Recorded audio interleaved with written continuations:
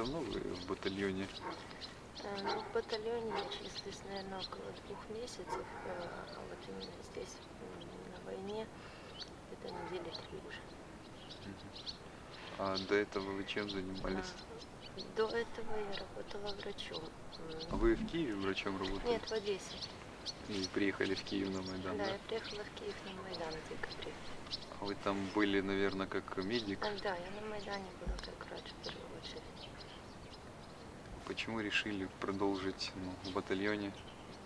Потому что война началась. Вы могли бы не пойти. Нет, конечно, не могла не пойти. Война же.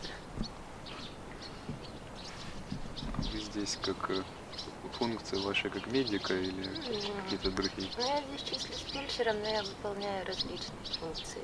В каких есть необходимость, в каких есть потребность, такие выполняю. Вот близкие, в принципе, мое решение понимают и одобряют, хотя переживают, конечно.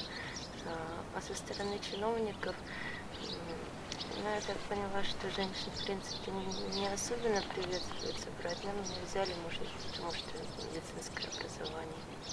Народ должен помогать армии, потому что если народ не помогает своей армии, то ему через какое-то время придется содержать чужую.